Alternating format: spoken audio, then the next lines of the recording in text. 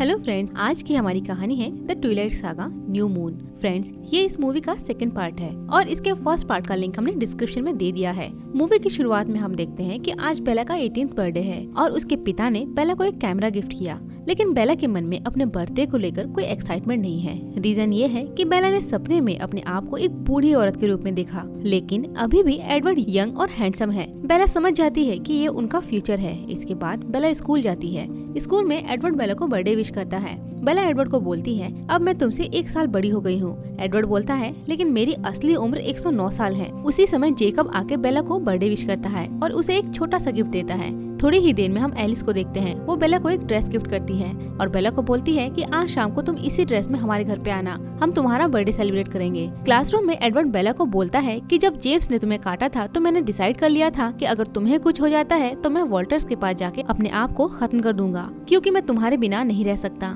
बेला के वॉल्टर के बारे में पूछने से पहले ही क्लासरूम में टीचर्स के आ जाने से एडवर्ड उसे कुछ नहीं बता पाता। हम देखते हैं कि उसी रात एडवर्ड अपने घर में बेला को वॉल्टर का एक फोटो दिखाते हुए बोलता है कि वॉल्टर हम वैम्पायर्स का लीडर है, इसीलिए सारे वैम्पायर्स उनके कानून को मानते हैं और जो वैम्पायर्स उनके कानून को नहीं मानते उन्हें मरना पड़ता है। और साथ ही एडवर्ड उसे बोलता है कि वॉल्टर्स इंसानों से नफरत करते हैं। सारी बातें सुनने के बाद बेला एडवर्ड से पूछती है कि वैम्पायर्स का कानून है। एडवर्ड बोलता है, वॉल्टर्स का सिर्फ एक कानून है और वो है कि कोई भी वैम्पायर अपने राज को किसी भी इंसान के सामने नहीं खोलेगा। इसके अलावा एडवर्ड बेला को बोलता है कि जनरली कोई भी वैम्पायर ऐसा नहीं करता अगर वो मरना ना चाहे तो। एलिस आके एडवर्ड और बेला को पार्टी में ले जाती है। सभी एक एक करके बेला को गिफ्ट देते हैं। गिफ्ट को अनपैक करते समय बेला की एक उंगली कट जाती है। बेला के खून की स्मेल से जैस्पर अपने ऊपर काबू खो देता है और बेला का खून पीने के लिए वो बेला की तरफ भाग के आता है, लेकिन एडवर्ड बेला के सामने आके जैस्पर को रोक लेता है। लेकिन बेला को जैस्पर के हाथों से बचाते समय एक टेबल से टकराने की वजह से बेला के हाथों से बहुत ज्यादा खून निकलने लगता है। कार्लाइल इसलिए जल्दी से बेला को अपने क्लिनिक ले जाकर उसकी ड्रेसिंग करता है। इसके बाद एडवर्ड बेला को घर ड्रॉप करने जाता है। उसी समय बेला एडवर्ड को बोलती है कि तुम मुझे वैम्पायर बना दो,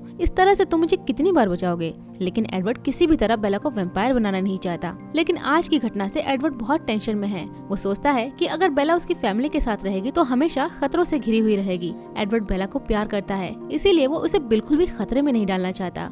अगले दिन एडवर्ड बेला को आके बोलता है कि मैं अपनी फैमिली के साथ ये शहर छोड़ के जा रहा हूँ। बेला बोलती है, मैं भी साथ चलूंगी। एडवर्ड बोलता है, हम सभी वैम्पायर्स हैं, तुम हमारे साथ सेफ नहीं हो, तुम्हें जान का खतरा भी है। एडवर्ड बेला को आगे बोलता है कि आज के बाद मैं तुम्हें फिर कभी भी नहीं मिलूंगा। ये बोल के एडवर्ड वहाँ से चला जाता है। ये सब सुन के बेला बिल्कुल टूट चुकी है। वो जंगलों में उसको ढूंढती रहती है। दूसरी तरफ बेला के पिता चार्ली बेला को इधर उधर ढूंढते हैं। बेला जंगल में एडवर्ड को ढूंढते हुए एक पेड़ के नीचे सो जाती है। हम देखते हैं कि जैकब का एक दोस्त जिसका नाम सैम है, वो बेला को उसके घर पहुँचा के आता है। लेकिन एडवर्ड के इस तरह से उसे छोड़ के जाना बेला किसी भी तरह एक्सेप्ट नहीं कर पा रही थी। इस तरह से बेला डिप्रेशन में चली गई। वो अब किसी से भी बातें नहीं करती, हमेशा अकेले ही रहती है और रात में कभी कभी अचानक चिल्ला उठती है। इस तरह से महीनों गुजर गए, लेकिन बेला एडवर्ड को नहीं भुला पाई। बेला एलिस को बहुत सारी ईमेल्स लिखती है, लेकिन वो किसी भी तरह से उसे कांटेक्ट करने में कामयाब नहीं होती। चार्ली एक दिन बेला को इस हाल में देख के उसे उसकी माँ के पास लौट जाने को बोलता है, लेकिन बेला इस शहर को बिल्कुल भी नहीं छोड़ना चाहती। वो अपने पिता को बोलती है कि वो अपने फ्रेंड्स के साथ आज शॉपिंग करने जाएगी।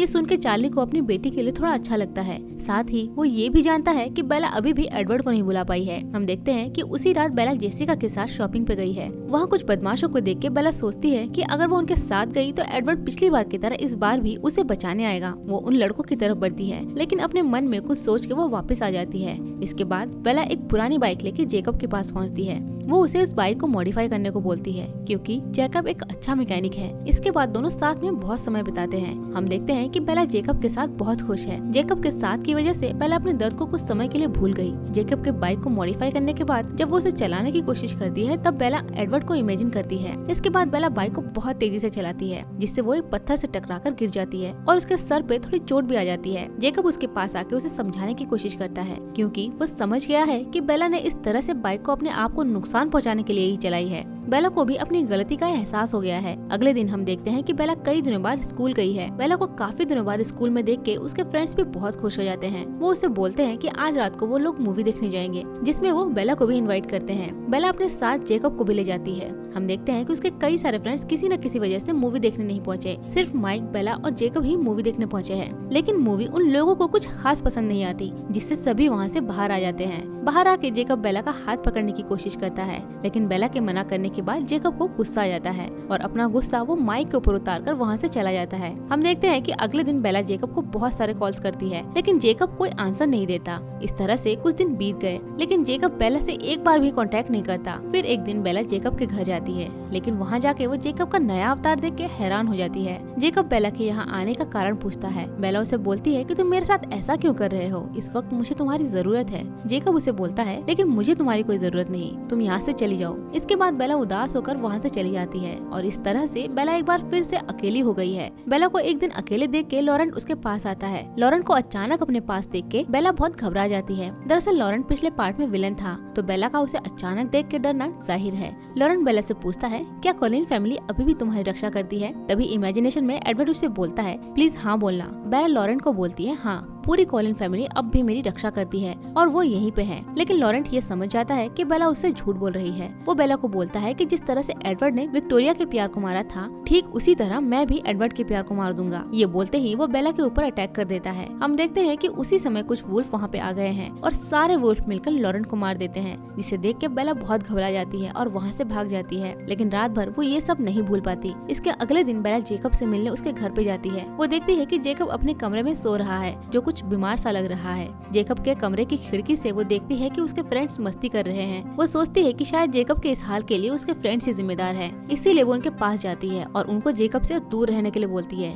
यही नहीं, उनसे बहस में बेला उनमें से एक को थप्पड़ भी मार देती है, जिससे उनमें से एक, जिसका नाम पॉल है, वो तुरंत ही वुल्फ में कन्वर्ट होकर बेला पर अटैक करता है। घबराकर बेला वहाँ से भागने की कोशिश करती है। दूसरी तरफ हम देखते हैं कि ये सब देख के जैकब भाग के बाहर आता है और बेला को बचाने की कोशिश करता है। इस बीच वो भी वुल्फ में कन्वर्ट हो जाता है और वो दोनों आपस में लड़ने लगते हैं। बेला ये सब देख के हैरान हो जाती है। तभी जेकब का एक फ्रेंड सैम उसे बोलता है कि तुम अंदर एमिली के पास जाओ, हम ये सब निपटा के आते हैं। इधर अंदर हम एमिली को देखते हैं। बेला एमिली के चेहरे पे एक गहरा निशान देखती है, जो कि सैम की वजह से हुआ था। इसके कुछ देर बाद हम देखते हैं कि जेकब अपने फ्रेंड्स के साथ अंदर आया है और अब वो अपना आपस का मामला निपटा के आए हैं। बेला और जेकब अब वहाँ से एक साथ निकल गए हैं और कुछ देर पहले हुई घटना के बारे में बातें करते हैं। बेला जेकब से पूछती है, तुम वुल्फ कैसे बन सकते हो? जेकब बोलता है, मैंने ये सब पहले भी कई बार तुम्हें बताने की कोशिश की। वो बोलता है कि अब वो इंसान नहीं है, स्पेशल जीन्स की वजह से अब वो वुल्फ बन सकता है, लेकिन वो कभी भी इंसानों पे हमला नहीं करते, वो सिर्फ वेम्पायर्स का शिकार करते हैं। बेला बोलती है, लेकिन एडवर्ड और उसकी फैमिली तो बहुत अच्छी है, वो भी तो कभी किसी इंसानों को नहीं मारते। जेकब बोलता है, एडवर्ड और वुल्फ के बीच एक समझौता हुआ है कि वो कभी भी इंसानों को नहीं मारेंगे और हम उन्हें नहीं मारेंगे। इन सब घटना के अब कई दिन बीत गए हैं, लेकिन बेला किसी भी तरह से एडवर्ड को नहीं बुला पा रही है। इसके कुछ दिनों बाद बेला डिसाइड करती है कि वो सुसाइड करेगी। उस समय जरूर एडवर्ड आके उसे बचा लेगा। उधर बेला के पिता अपने एक साथी हैरी के साथ जंगल में उस जानवर की तलाश में गए हैं, जिसकी वजह से शहर में कई मर्डर्स हुए हैं। हम देखते हैं कि वहाँ विक्टोरिया आके हैरी पे हमला करती है। उसी समय जेकब अपने कुछ साथियों के साथ आके विक्टोरिया को पकड़ने की कोशिश करता है, लेकिन विक्टोरिया इतनी चालाक है कि वो अपने आप को बचाने के लिए नदी में कूद जाती है। दूसरी तरफ हम देखते हैं कि उसी समय बेला भी नदी में कूद गई है, जहाँ विक्टोरिया कूदी। बेला विक्टोरिया को देख के बहुत घबरा जाती है, लेकिन एक पत्थर से टकराने की वजह से उसके सर पे चोट लगती है। वो बेहोशी की हालत में भी एडवर्ड को इमेजिन करती है, लेकिन जेकब आके बेला को बचा के उसे घर पर छोड़ता है। घर पहुँचते ही बेला को कॉलिन्स की कार दिखती है, जिसे देख के वो भाग के अंदर पहुँचती है। अंदर पहुँच के वो एलिस को देखती है। उसे देख के बेला खुशी से उसे गले से लगा लेती है। एलिस उसे बोलती है, तुम अब भी जिंदा कैसे हो? मैंने अपने विजन में देखा था कि तुमने सुसाइड कर लिया है। बेला बोलती है, जेकब ने मुझे बचाया। एलिस बोलती है, ये सुन के कि तुम मर गई हो, एडवर्ड कल वॉल्टर्स के पास सुसाइड करने जा रहा है, वो हमारी कोई भी बात नहीं मान रहा है। बेला, अब सिर्फ तुम ही हो जो एडवर्ड को बचा सकती हो। ये सुनते ही बेला बिना देरी किए एलिस के साथ निकल जाती है। जेकब बेला को जाने से मना करता है। बेला बोलती है, मुझे मत रोको, मैं एडवर्ड को बहुत प्यार करती हूँ। ये बोल के वो एलिस के साथ स्पेन चली जाती है। दूसरी तरफ एडवर्ड वॉल्टर्स के सामने सुसाइड के लिए गया है, लेकिन वॉल्टर्स उसे बोलते हैं, तुमने कोई गुनाह नहीं किया, इसीलिए मैं तुम्हें सुसाइड की इजाजत नहीं दे सकता। एडवर्ड वेम्पायर्स के खिलाफ कोई अपराध करने के लिए इंसानों को सामने अपने सच को उजागर करने के बारे में सोचता है। ये सब एलिस अपने विजन में देख लेती है, लेकिन पुलिस किसी वजह से उनकी कार रोक लेती है। एलिस बेला को तुरंत अपनी कार से उतर के एडवर्ड के पास पहुंचने को बोलती है। इधर इटली में उस समय एक फंक्शन था और एडवर्ड इसी भीड़ में सबके सामने अपने आप को एक्सपोज करने के बारे में सोचता है, लेकिन उसके इंसानों के सामने आने से पहले ही बेला भीड़ में से उसके पास पहुँच के उसे अपनी बाहों में भर के अंदर ले जाती है। बेला एडवर्ड को बोलती है, मैं जिंदा हूँ। एडवर्ड बोलता है, मैं तुम्हारे बिना नहीं जी सकता। वो उसे बार बार बोलता है, मैं कभी भी तुमसे दूर नहीं जाऊंगा। एलिस भी वहाँ पहुँचती है। ठीक उसी समय वॉल्टर का एक आदमी आके एडवर्ड, बेला और एलिस को वॉल्टर के पास ले जाता है। वॉल्टर सबका हाथ पकड़ के उनका माइंड रीड करता है, लेकिन वो बेला के माइंड को रीड नहीं कर पाता। इसके बाद वॉल्टर बोलता है कि बेला हम वैम्पायर्स के सारे राज जान गई है, इसीलिए अब उसे मरना होगा। ये सुनते ही वॉल्टर के आदमी बेला पे अटैक करते हैं। एडवर्ड और एलिस उन्हें रोकने की कोशिश करते हैं, लेकिन रोक नहीं पाते। वो एडवर्ड को भी मारने ही वाले थे कि बेला बोलती है तुम मुझे मार दो लेकिन उसे छोड़ दो। वॉल्टर बेला और एडवर्ड के इस प्यार को देख के हैरान हो जाता है। वॉल्टर उन्हें बोलता है तुम लोगों ने अभी तक बेला को वैम्पायर क्यों नहीं बनाया। ये बोल के वॉल्टर बेला को वैम्पायर बनाने के लिए उसका खून पीने की कोशिश करता है। ठीक उसी समय एलिस बोलती है मैंने अभी अभी अपने विजन में देखा कि बेला भी हमारे ही जैसे वैम्पायर बन गई। ये सुन के वो बेला को छोड़ देता है और उन्हें बोलता है कि तुम जल्दी से इसे वैम्पायर बना दो, नहीं तो मैं तुम सबको मार दूंगा। इसके बाद वो तीनों वहाँ से निकल जाते हैं। उसी रात बेला एक बुरा सपना देखती है, लेकिन उसकी आंखें खुलते ही वो एडवर्ड को अपने सामने देखती है। एडवर्ड उसे बोलता है मुझे माफ कर दो, मैं फिर कभी भी तुम्हें अकेला छोड़ के नहीं जाऊंगा। बेला एडवर्ड को बोलती है तुम मुझे वैम्पायर बना दो। एडवर्ड बोलता है तुम्हें वैम्पायर बनाने की कोई जरूरत नहीं है, वॉल्टर ये सब नहीं जान पाएगा। बेला एडवर्ड की कोई बात ना मानते हुए कॉलिंस के घर जाके उनसे वोट करवाती है कि कितने लोग चाहते हैं कि बेला वैम्पायर बन जाए। हम देखते हैं कि ज्यादातर लोग चाहते हैं कि बेला वैम्पायर बन जाए। इसके बाद एडवर्ड जब बेला के साथ वापस आता है तो उन्हें रास्ते में जेकब मिलता है। एडवर्ड और जेकब के बीच बहस होती है, फिर भी एडवर्ड जेकब को बेला की जान बचाने के लिए थैंक्स बोलता है। जेकब एडवर्ड को बोलता है तुम बेला से दूर चले जाओ, हमारे बीच क्या बात हुई थी तुम्हें याद नहीं। बेला एडवर्ड से पूछती है जेकब किस बारे में बातें कर रहा है। एडवर्ड बोलता है वुल्फ्स और वैम्पायर के बीच एक समझौता हुआ था कि वैम्पायर कभी भी किसी इंसान का खून नहीं पिएंगे और तुम्हें वैम्पायर बनाने के लिए मुझे तुम्हारा खून पीना पड़ेगा। ये बात जेकब बार बार याद दिलाता है। इन सब के बीच जेकब वुल्फ बन के एडवर्ड के ऊपर हमला करने की कोशिश करता है, लेकिन तभी बेला उन दोनों के बीच में आ जाती है। बेला बोलती है अगर तुम दोनों ऐसे ही लड़ते रहे तो मैं अपनी जान दे दूंगी। ये बात सुनते ही जेकब वहाँ से जंगल की तरफ चला जाता है। बेला एडवर्ड को बोलती है तुम कितने दिनों तक मुझे इस तरह से बचाओगे, इससे तो अच्छा यही होगा कि तुम मुझे वैम्पायर बना दो। बेला के बार बार जिद करने पर एडवर्ड उससे 3 साल का समय मांगता है, साथ ही उसके सामने एक शर्त रखता है कि इसके लिए तुम्हें जिंदगी भर के लिए मेरा साथ निभाना पड़ेगा। और इसी के साथ ये मूवी यही खत्म होती है। तो फ्रेंड्स कैसी लगी आपको ये कहानी कमेंट में जरूर बताएं और साथ ही ये बताना ना भूलें कि इसके बाद आप कौन सी मूवी की कहानी को सुनना चाहेंगे। और अगर आपको हमारा एक्सप्लेनेशन अच्छा लगा हो तो वीडियो को लाइक, शेयर एंड सब्सक्राइब जरूर करें। जल्द मिलते हैं इसके नेक्स्ट पार्ट के साथ, तब तक के लिए बाय बाय।